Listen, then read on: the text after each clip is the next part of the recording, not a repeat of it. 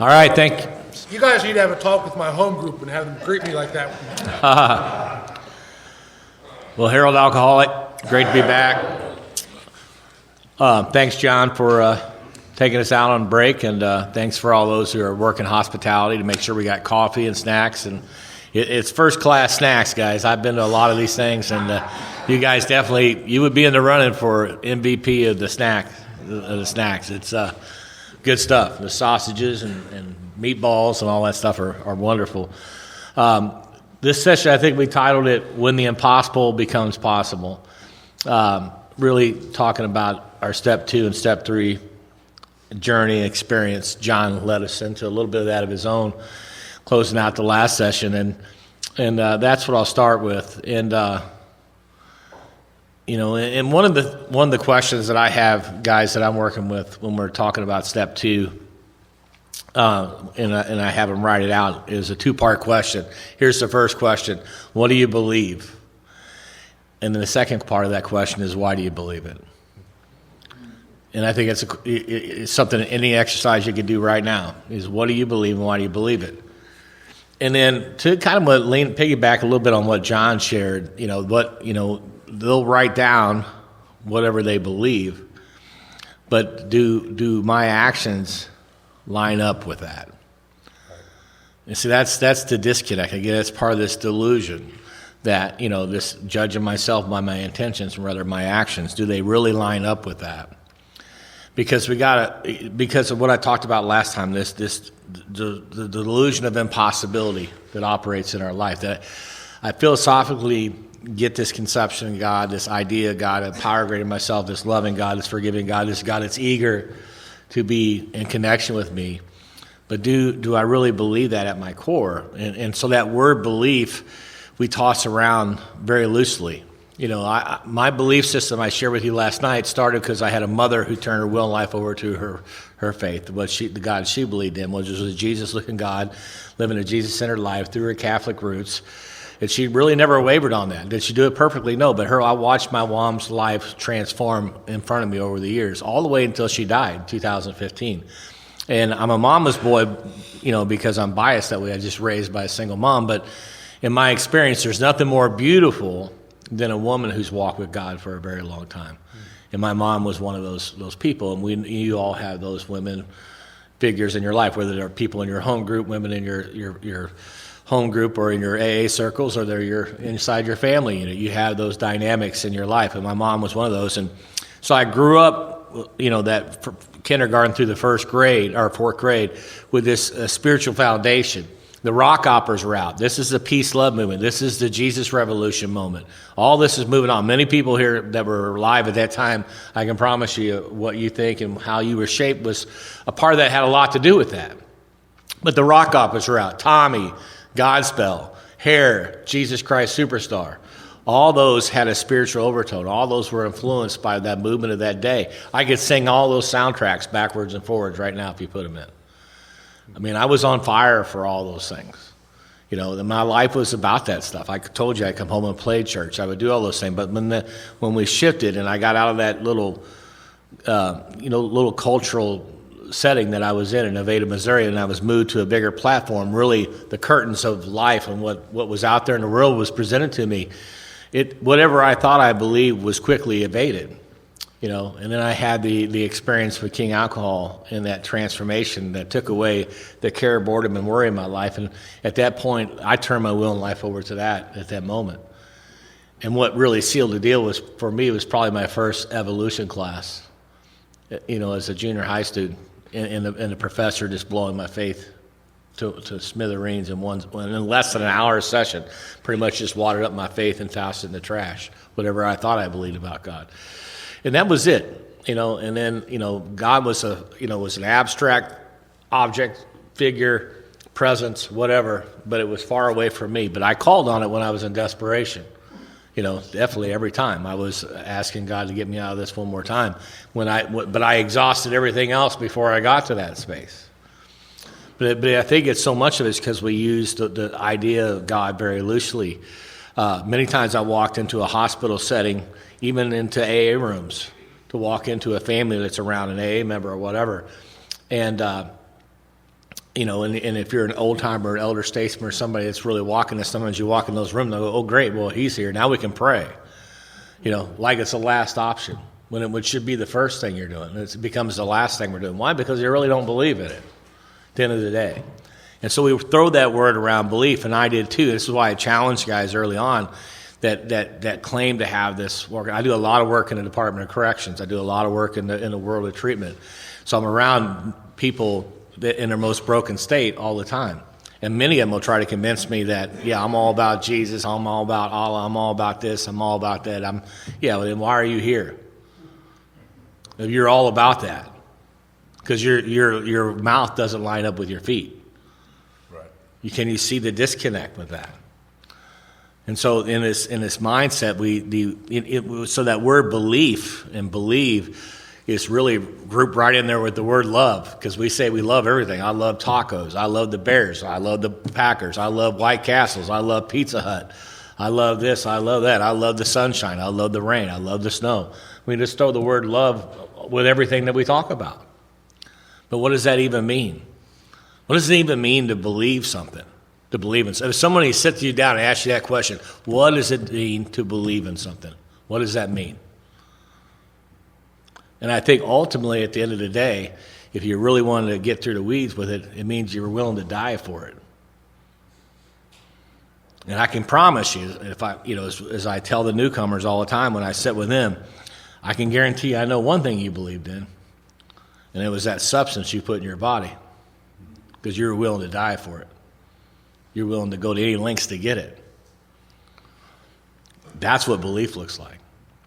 I remember, I don't know if it's a true story or not, but I remember hearing a story, a parable, if you would, about Socrates was teaching some of his students one day, and they were down by the water, and one of his newer students says, Socrates, I want to be just like you when I get older.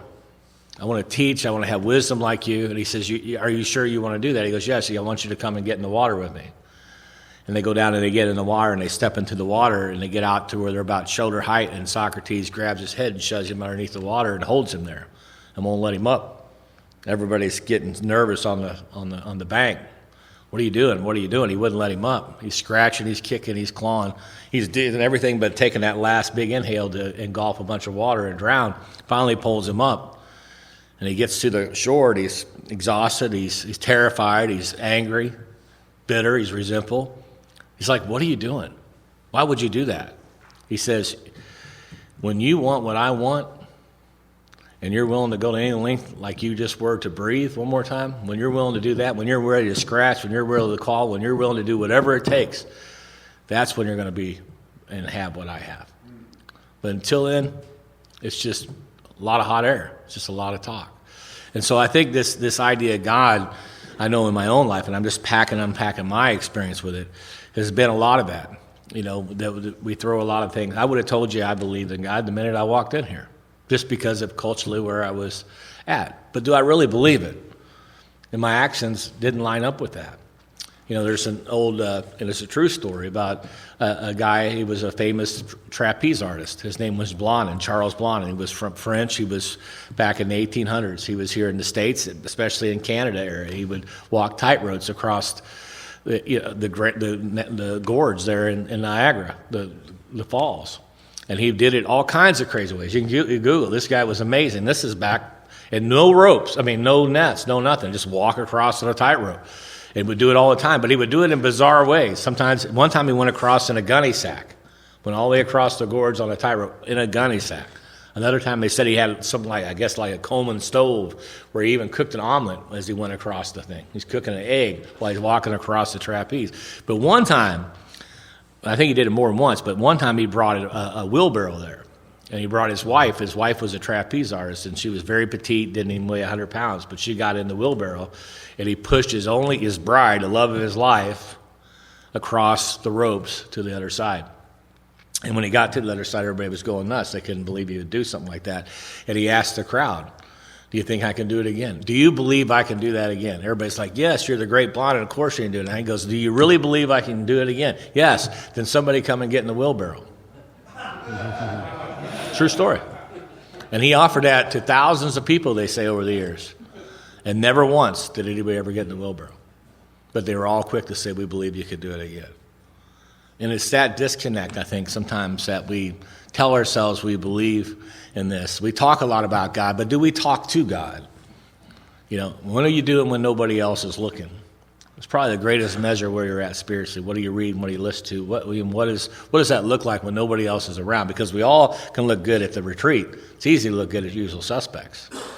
But what are you doing when nobody else is around? And it's that. And sometimes that's just where we really got to get honest about what do we believe or what we don't believe. And you see this, John alluded to it in his talk when he was talking about Bill. But I think we can all relate to Bill when it relates to that. Because he's being challenged by a lifelong friend it was his drinking buddy. It was his best friend. Here's a guy he was jacked up with 1,000,000 times. And that's just being light of what they did. Who knows everything else they were doing, carousing and going on and carrying on and doing whatever. Getting drunk, getting crazy. And here's a guy he got all kinds of sideways with, telling that's not drunk anymore. Tell him that he had this spiritual experience and it was a religious variety. And he, like John pointed out, he was aghast. But he also did something too. He pulled out what I would call, but we all do it, whether you claim to be an agnostic, atheist, you're religious, secular, or you feel like you're a zealot almost, like I'm a very devout Christian, I'm a very devout Islamic believer, or whatever. But we pull out this box, what I would call certainty. We have this box of certainty that we come here with. And we're so certain, whatever it is we know about God, if there is a God, there isn't a God, we are certain we have the truth about it, at least in this box. And you see that in Bill, because as soon as he tells him that he's got religion, Bill starts opening his box of certainty and telling you everything that's inside it. And I can just go through line by line how he does it. I know about the Winchester Cathedral. Right. I was there with my grandfather. I know about this Jesus guy, not too closely followed by those who claim him. He's talking about all the disconnect he saw in his life, the people of faith, so-called people of faith. And he's watching with his eyes. He's listening with his eyes, watching these people who are telling him they're all sold out for God. It's like, dude. So he was pretty apathetic when it came to any idea of a God or a personal relationship with that God. And he lays it out there. And I think we all have that, some version of that certainty. And whether you sit here today and you say there is a God or you say there isn't a God, neither one of you can prove it. You might make some strong arguments, but they're not airtight. You can come right up here and sit down, and you can have the atheist and the believer sitting right here, and they can make their pitch. Neither one of them can prove their positions. And no matter how great they articulate it, none of it's airtight. At the end of the day, it's going to come down to faith. And if it's truly faith, faith doesn't need to know. Faith just responds. And it's all the stuff that gets in with that holds us back, and it held me back when I got here. I seen the Word of God's on the wall, and I had my box of certainty for sure. But I had a lot of junk, and that junk disqualified me spiritually. So if you walk into the rooms and you see God on the wall and you're an atheist, or you claim to be an atheist, right away you're disqualified. This isn't going to work for me. And you see a secular push inside recovery rooms. You see groups like Smart Recovery and SOS and even little sects of AA that call themselves agnostic AA or atheist AA groups. You're starting because secularism's on the rise in our culture. It's guesstimated by 2070 that half of the United States will be secular. That's what we're up against. You see that happening in the world system, and the world system, guess what, knocks at the door of AA.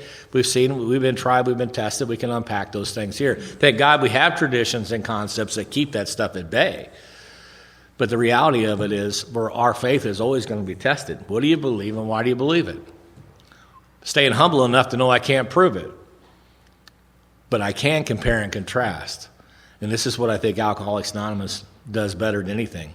I want to read just a piece here. This is from The Best of Bill. If you don't have this book, I encourage you to get it. And he really has 5 topics, basically, in this book that he talks about. Faith is the first one. And this is the very first things that he has to say about faith. And it's pretty powerful. And this is from April 1961. And it's titled, God as We Understand Him. And this is what he says. And I quote, "The phrase, God as we understand him, is perhaps the most important expression to be found in our AA vocabulary. Within the compass of these 5 significant words, there can be included every kind and degree of faith, together with the positive assurance that each of us may choose his own. Scarcely less valuable to us are those supplemental expressions, a higher power or a power greater than ourselves. For all who deny or seriously doubt a deity, these frame an open door over whose threshold the unbeliever can take his first easy step into a reality hitherto unknown to him, the realm of faith. End quote. And that's from Bill himself. And so I tell people all the time that the most kingdom of God experience that I know of, and I'm around a lot of other things, a lot of other theological, religious circles, but the most kingdom of God, the most spiritual, connected space that I know of, we're sitting in it right now, the rooms of Alcoholics Anonymous. Because the only requirement for membership is a desire to stop drinking. A lot of spaces and places out there say everybody's welcome here. They say it, but how come everybody looks the same if everybody's welcome here? And you've been around for 100 years. So when you come into Alcoholics Anonymous, we don't care who you voted for, who you root for, what your sex is, what your gender is, what your sexuality is, what your politics are. We're just glad you're here. And the rest of this stuff that you'll work out, because we all come with our doubts, we all come with our questions, and we all have them. We're sitting here today. I still have doubts. I still have questions that have never been answered to my satisfaction. The very first question about God I ever asked my mom has never been answered to me. Who created God? I remember asking my mom that as a young boy. Who created God? How did God get here? And my mom, Harold, he just always was. I said, Howard, he just always was. Nobody's ever been able to answer that question for me. That's still a question that's never been satisfied to me. There's lots of theories, lots of books, lots of great people out there that can talk about it, but no matter what they come up with, they can't prove it, all right? So this is what you're up against. You want me to turn my will and life over to what? An abstraction? Some fundamental idea? What am I turning my will and life over to?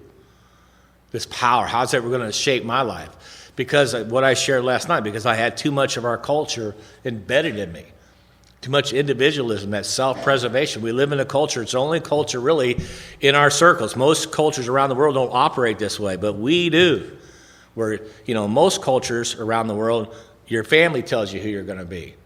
They shape you, they pour into you, they give you self-worth, they give you self-esteem, they give you a title, they help you become that, become successful, whatever that might be. But in our culture, you decide what you're going to be. And not only do you get to decide what it is, you need affirmation that it's okay. Not only do you need it affirmed, but you demand that it's affirmed. Mine was sex, drugs, rock and roll. Peter Criss, Chopper Guy, Arnold Schwarzenegger, Bo Derek. That's what I need. And I need that affirmed. So what happens? I just shrink my life down until I find enough people that think the way I think, live the way I live, and that becomes my little way of life. And as our book says, we sought out more sordid places. So Garth Brooks wrote a song called Friends in Low Places. I got so low, Garth Brooks didn't even know these people. That's how low it got. But my culture became everything I wanted it to be. I was the God of my own life, And that is the only place I found refuge. That's the only place I found connection. It's where my life seemed like it was a normal to everything else out there because everybody was just like me. And you come to Alcoholics Anonymous and they're saying you got to die to all that. And you got to come to believe in a power greater than yourself. Well, what is that? And what do I mean by that? And what do you do with that? And so that, I think is something that it's the easiest 30-second elevator speech you could ever give anybody, at least for me, is I believe this power we're talking about led me to Alcoholics Anonymous. And the Fellowship of Alcoholics Anonymous, not just then, but still today, led me back to this power. And it happened just like that. And it's still that way today. If I want to connect with God, if I want to come talk to God, then I come and talk to you. And I hang out with you. I break bread with you. We do things together. That's been my closest connection. I pray. I do all those things. I read a lot. I study a lot. Got degrees. Got all kinds of stuff in my life. But that's where the connection happens to me. And it really comes down to that. But the idea that we talked about last night, this hardest thing that any of us will ever do in recovery is take actions we don't believe in. Because you're offering a spiritual way of life. It tells us that, in page 60, I think it's 64. Then we put the spiritual ahead of the material, we straighten out. Well, to buy into that formula, that's spiritual mathematics. I live by worldly mathematics. Money plus girls plus a place to live plus power plus a job, whatever, equals happy, joyous, and free. Not putting the spiritual ahead of the material. I mean, come on. And so you're up against that, and even with that, you've already run out of ideas. So you don't even believe in the world system can restore you to anything anymore. So you're left pretty hopeless. So you walk into a prison, you walk into a treatment center, you walk into a newcomers meeting, you walk into your home group with a lot of new people, and that's the disposition of so many people. They're sitting there hopeless that their life could ever be anything different than it was, and that was no different than I was. But I finally was able to not get lost in that and just come to believe in you. Come to believe in Alcoholics Anonymous. Come to believe in my sponsor. That's what I turned my will and life over to at the end of the day. It's what changed my life. Through that, any conception of God is definitely formed, been shaped, massaged, and grown and nurtured from that set of actions. But it's still the same set of actions I have to do today to stay current, to stay relative when it comes to this power greater than myself out there. And so that what Bill writes, and he says, it's the most important words in the entire AA vocabulary, that you're given the space and the time and work out whatever you got to work out, bump whatever you got to bump, do whatever you got to do, just stay. Because that's always the invitation, come all the way in, so all the way down and stay. Don't leave before the miracle happens. We all heard that a million times. But it truly is a space where the impossible can become possible. And the book will tell us that if you come from a religious background, that most people of faith return to their faith tradition and become better members than they've ever been before. Most priests and clergy love solid AA members in their congregation because they get it.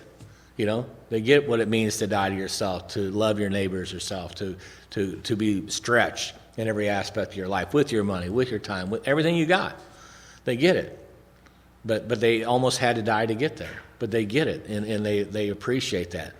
And so this coming to believe that a power greater than ourselves can restore us to sanity. And what is sanity? And I would just define it as when my intentions line up with my actions. Because so most of my life, I lived the opposite of that. My mouth didn't line up with my feet. I had a lot of great intentions. I would vomit them on you from the minute I was there. There isn't a guy sitting in prison. There isn't a lady sitting in treatment whose idea, when I get out of here, I'm not drinking no more. I'm not using no more. I'm going to become a better mom, a better dad, a better brother, a better sister, a better employee, a better citizen. I'm going to quit going to jail. I'm going to quit breaking the law. And it's sincere. But they're judging themselves by their intentions, not their actions. And then they go out with their fingers crossed. This is their spiritual life, hoping that tomorrow is better than it was today, ultimately at the end of the day. So that's how, I came into looking at step 2, and the sanity was that I was willing to start taking actions that I didn't believe in. And I knew it was going to start with step 3, really, ultimately. And in step 3, we're after the ABCs, after it just summarizes steps 1 and 2 beautifully, and adds in that would into that second statement. Into step 2, it adds the promise of would. It's no longer just could, but would, restore us to sanity, soundness of mind. Now we're at step 3, and what do we mean by that, and what do we do? What a great question. What a great question this. I mean, so loosely, sometimes I used to hear it a lot early, back in the 80s. I used to hear it a lot in the 90s. Well, all step 3 is 3 frogs on a log. One of them makes a decision to jump off. How many's left? 3, because all he did was make a decision. I never bought that philosophy, even as a newcomer. It's like, if I make a decision to jump off the log, guess what? My ass is wet. If it ain't wet, the only decision I made was to sit there and talk. My feet aren't aligning with my mouth. So if I really made a decision, there's action followed by that. And so what does that mean? What do we mean by that? And it says, the first requirement to step 3 is you got to be convinced that any life run on self-will can hardly be a success. So are you convinced of that? Well, your actions are going to back to assology. Will prove what you're really about. What you really do. And so that's a process, and it's just a process that's ever working. And, and it just does a great job on several pages of breaking down our desire to want to play God in our life, to be in control all the time, no matter what. I want to be in control of my money, my sex life, all of it. I want to be in control. And it's dying to that. Have you come to the end of yourself?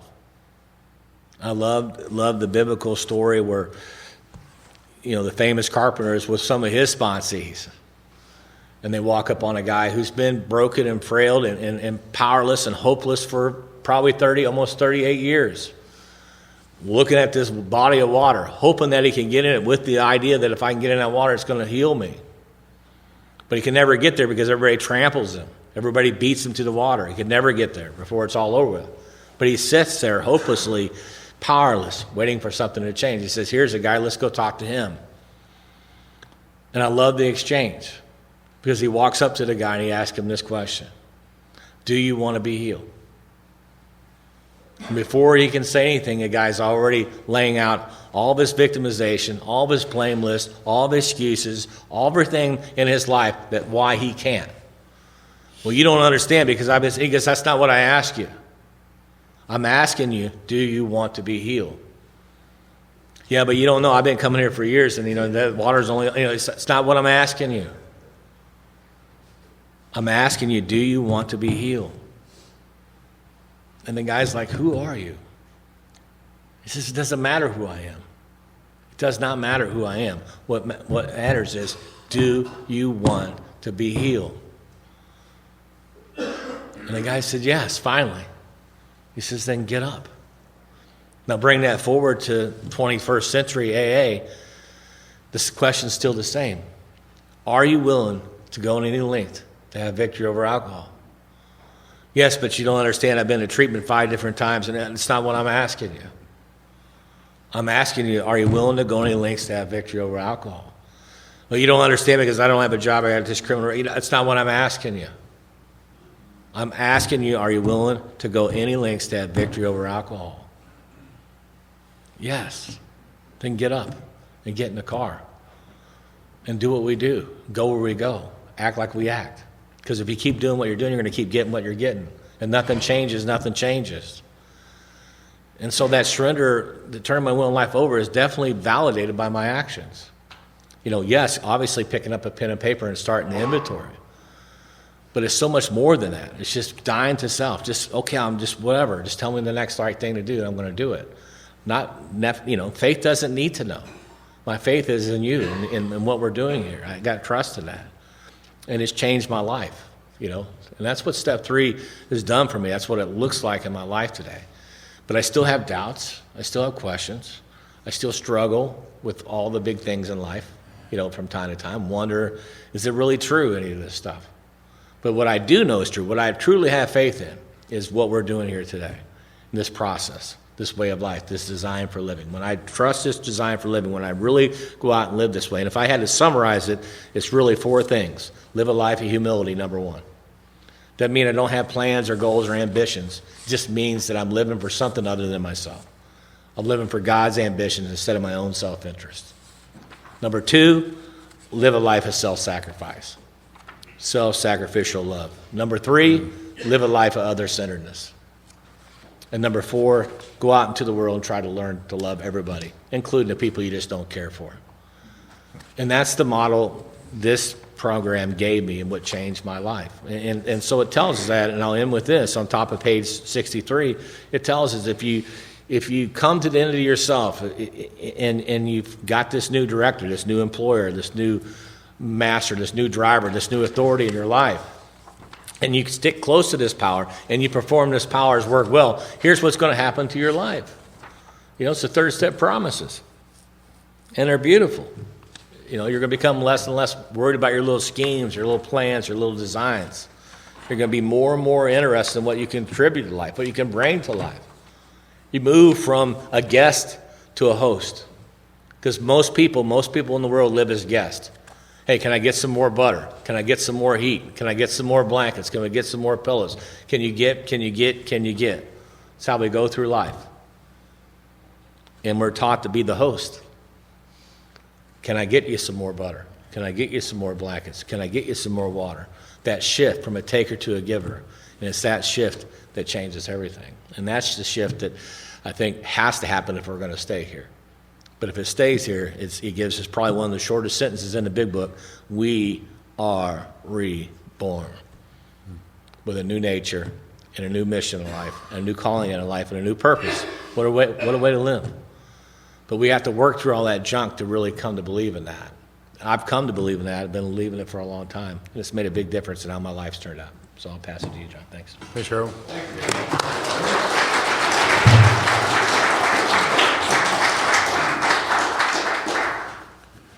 I should have been, but I wasn't ready for you to turn it over to me. I was actually listening. Every now and again, I want to clean up a little bit on that second step before we start talking about the three. One of my favorite pages in We Agnostics, I'm going to read it. I'm not going to read the whole meeting to you. All of our work is, and many great AAs from the podium have said this long before I ever did, and that's that these 12 steps are divinely designed by God to remove what's blocking us. That theme is all throughout our literature. And Bill tells us exactly where we find God at the end of the day in 55. He says, actually, we're fooling ourselves, for deep down in every man, woman, child is this fundamental idea of God. It may be obscured, so that's blocked, by calamity, what's that? Drama, by pomp, ego, and worship of other things, materialism. So my idea of God may be blocked by drama and ego and materialism, but in some form or other it's there. For faith and a power greater than ourselves and the miraculous demonstrations are facts as old as man himself. And a little bit later he goes on to say, he was as much a fact as we were. We found the great reality, and that's capitalized, deep down within us. In the last analysis, it is only there that he may be found. It was so with us. And I wanted to share with you a couple of those spots, those 7 spots. We have shared his honest doubt and prejudice. We have found that as soon as we're able to lay aside prejudice, we started to get results. We do not let any prejudice you have against spiritual terms deter you from honestly seeking. We often found ourselves handicapped, blocked, by obstinacy, sensitiveness, and unreasoning prejudice. Sometimes this was a tedious process, but we found no one else would be prejudiced for as long as we were. We who have traveled this dubious path beg of you to lay aside prejudice, even against organized religion.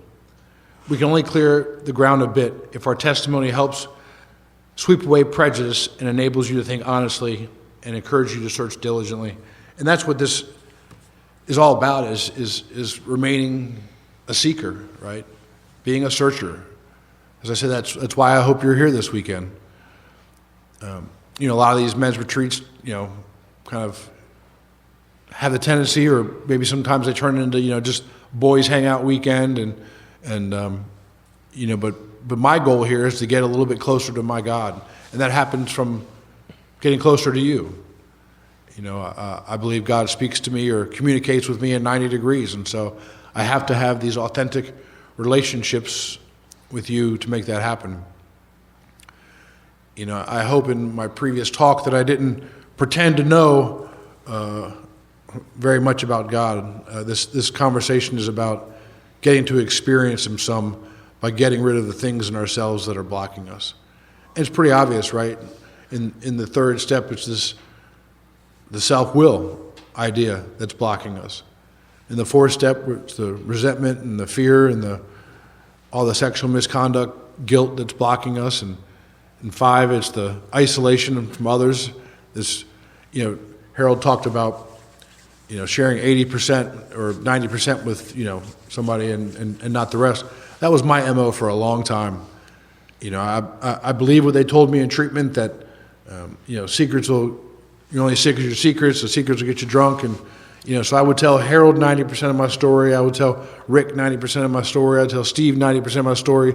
And all of it would get covered, but not one person had my whole story. And I love what Bill says, about we have to, in the 5th step, that we have to tell somebody all of our life story. And he does that in italics. But the book goes on, in We Agnostics, it says this part that I love. Because this is the way I felt for a long time. So if you feel this way, and you're one of our newer friends or even our older friends, I'm sure it would work if only I could believe as he believes. But I cannot accept as surely true the many articles of faith which are so plain to him. And that's the cool thing, is that we're not asking you to believe any of that, right? We're just asking to have an open mind and go through with this process. And so in diving into this third step, the third step for me has had many different definitions. The meaning has evolved tremendously over 36 years. When I first got here, the third step to me was, God, you handle the alcohol and the drugs, and I'll handle the money and the women. I mean, it just seemed to be a good allocation of responsibilities, because that way I can still get what I want out of life, and I can still tap into this God thing that you all are telling me. And of course, that doesn't work.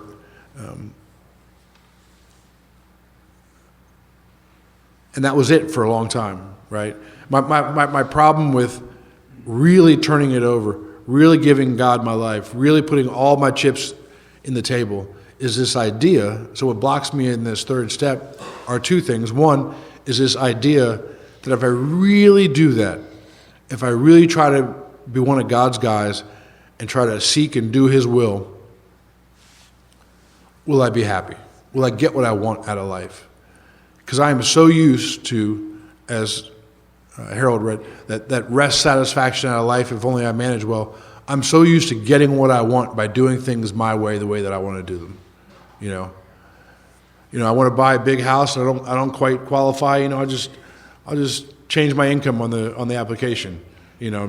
Whatever it is, whatever in life I think I need, I will self-manipulate and try to get. And we all know that's fool's gold. That happiness is, so like I said, if I turn my will and my life over to the care of God, then I won't be happy. And what I came to find out was that happiness isn't even the goal. I had it all wrong. Peace is really the goal. Happiness for me was circumstantial, comes and goes. But what I've found in Alcoholics Anonymous is a life of great meaning and great purpose, and that only has come out of trying to live spiritual principles. When I lived a life based on fulfilling John's sexual, financial, material, worldly, egotistical goals, it's always come up empty-handed.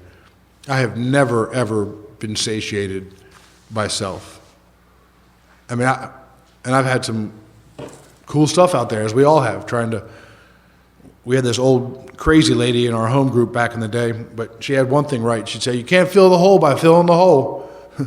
And you can't, And so as I went on this journey, this third step kind of progression, and wherever you're at with a third step, and whatever it means to you, I remember in early sobriety, they would say the third step is just make a decision and go on with the rest of the steps. That's good enough.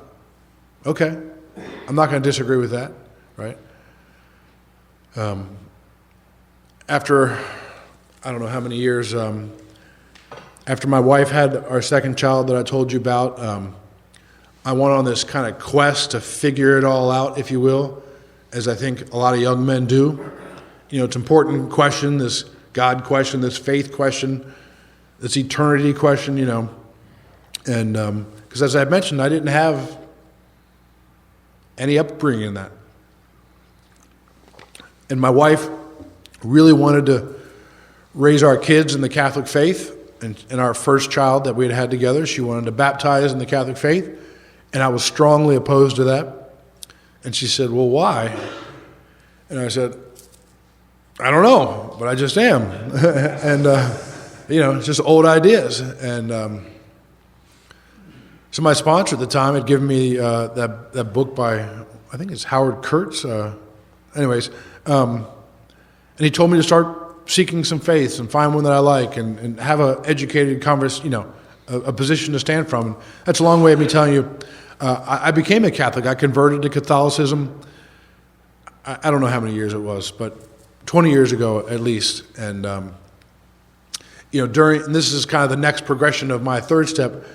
When you convert as an adult into Catholicism, and as a child you do as well, but when you convert as an adult, you pick a saint that you want to emulate. And I chose St. Augustine. Not because he liked alcohol and liked women, but there was this prayer that he read in Confessions that I loved. And this prayer is, Lord, please make me pure, just not right now. And that And that is the summation of, I think, the first 18 years of my sobriety, right? Like, I want to, I want to be over there. I want to be a good guy, but I can't make that final leap. I got to go to Russia with a friend of mine to do some AA workshops. We did 5 or 6 days in Moscow, and then went to Siberia, and we did 4 or 5 days over there. And they give you a translator and stuff, and which is, if you've ever used a translator, it's really hard to tell your AA story with a translator. But when we were in Siberia, the translators kept like kind of quitting on us, and this one guy, after a couple of days, said, in Russia, we don't really have a word for surrender. I was like, really? Like, why didn't you tell us that 5 days ago? We've been using that word a lot. Obviously, they don't know much about surrender, if you know anything about the Battle of Stalingrad. With this idea of putting all the chips, when I went through the steps with Harold at, I don't know, about 10 years ago or 8 years ago, and he described it to me as this third step is this contract. And the second step is kind of the fine print of that. In the book, Bill gives a really great description, right? He is the father, we are the children. He is the principal, we are the agents.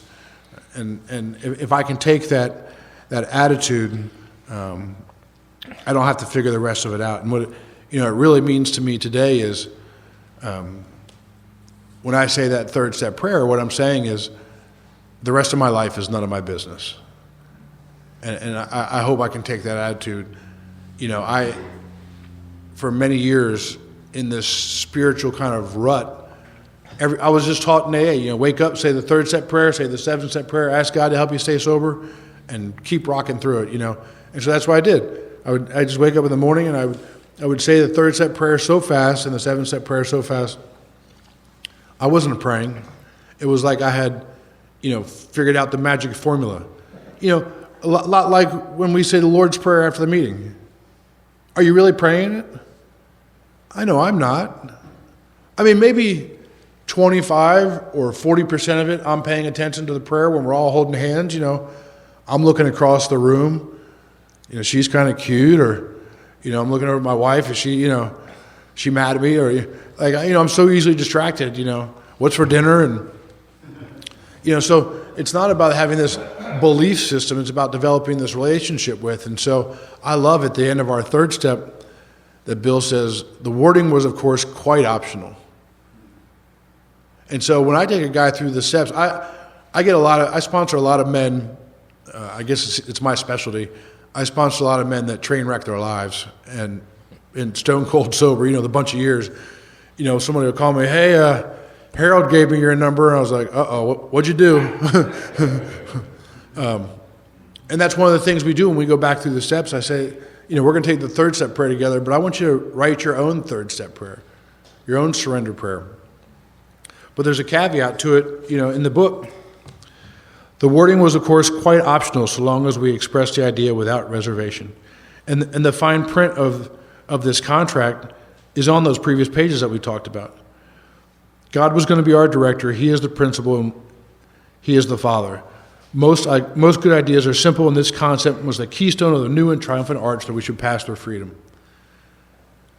When we took such a position, what position? Well, that position that God's the principal, He's the director and the Father, and our job is just to go on with the rest of it.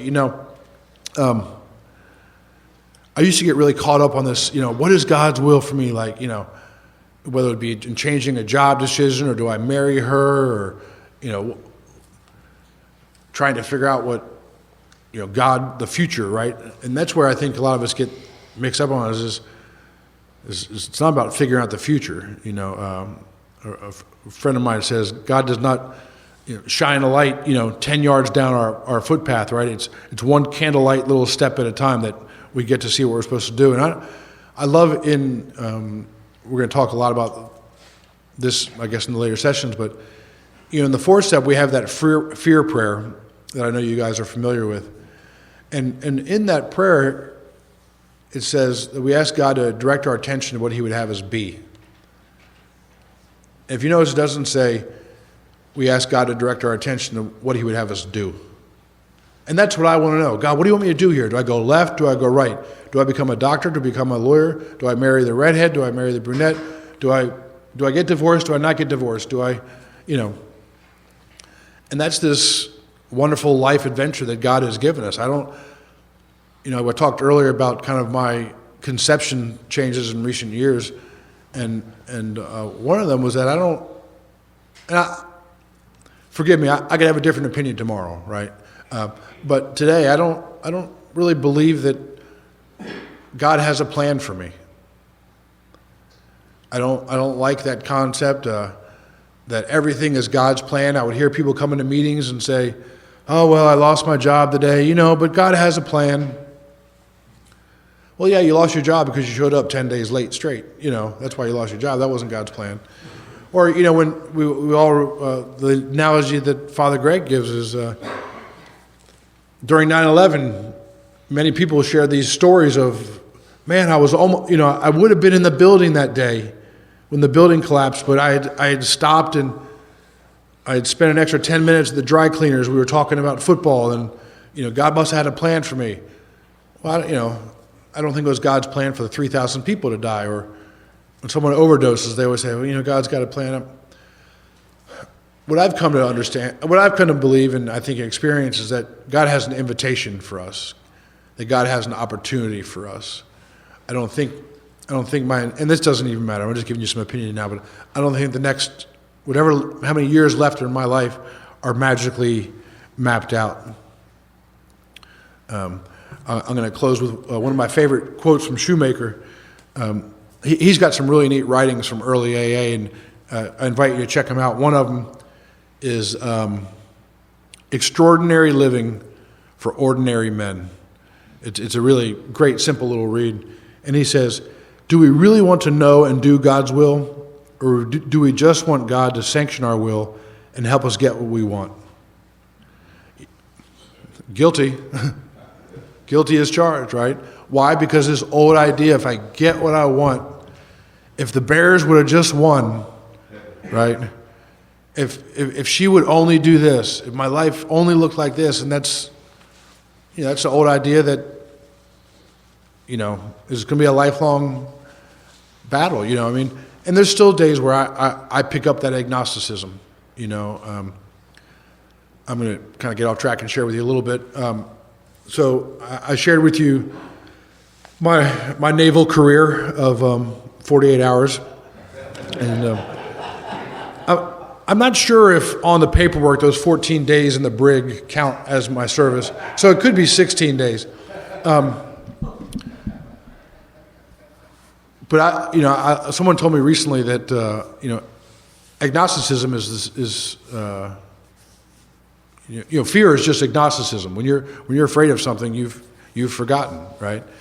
And I really believe that. So my son, when he was 18,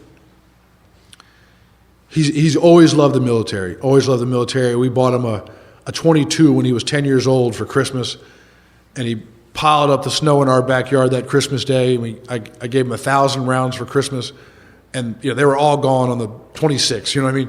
He spent the day laying he just loves being outside, Boy Scout, Eagle Scout, and so his mother had convinced him to go to the Citadel after he graduated high school, military college, and so he quickly learned 2 days in the Citadel he did not want to go to the Citadel, and he came a lot like us, right? The sins of the father, and so he came home and he was kind of, really upset by it and, feeling like a failure and all the rest, and kind of bounced around a lot. And the short version of the story is that in the last year, some very serendipitous things have come together in his life. They were given a house to live in and kind of rebuild his career and do something he wanted to do. And so he joined the military. And last month in January 6th, went to boot camp. And man, I was so full of fear. I mean, I was riddled with fear that he would not make it through, would quit, come home, and as much as I joke about my naval career, I carried a lot of shame about that. I love our military. I carried a lot of guilt and shame about that. And so the only way I know to deal with that is to tell everybody about it and joke about it. It's just what we do right here in AA. And but I was so worried that I remember telling my wife, if he makes it 2 or 3 weeks, he'll be fine. He'll get over the hump. But he's a little ornery. He's kind of salty like his father. And so I wasn't. He's 26 and it was a big decision. He's got a couple kids and it's a big deal. To leave your kids and go to the military. So I mean, dropping him off. Whew, at boot camp, it was like I had my leg amputated, and man, we were so full of fear for the first week or two, and finally what the relief was, I got to my sponsor and I was like, man, I just can't shake this. It's all I'm thinking about, that he's gonna, because I project my crap on, we all project our defects on other people and assume they have them, right? That's what we do, If we think everybody in the world is trustworthy, it's because we're untrustworthy, right? If you think everyone's trying to screw you, it's because you're typically trying to screw everybody over. And so I had projected this on my son that, he was going to quit. And really just, God. And I called my sponsor and we talked about it. And he said, this is just, you've fallen into your agnosticism again. God does not have grandchildren. I was like, okay. That's right. God has no grandchildren, and so, anyways, he's 5 weeks through and about to come out. But that's it's a long way of sharing that whole story. But for me, this third step turns me into a volunteer, is what it is, right? Like from this, reluctant servant of God to I want to be a volunteer. And so now, when I say a third step prayer with my guy, a new guy, and he's written it out. We get up off our knees and I tell him, congratulations. The rest of your life is none of your business. That's what it really means. And we get diving into 4. So I think we're at break time. I'm going to shut up. And it's been a great morning to be with you guys. And I look forward to our next session. So thank you.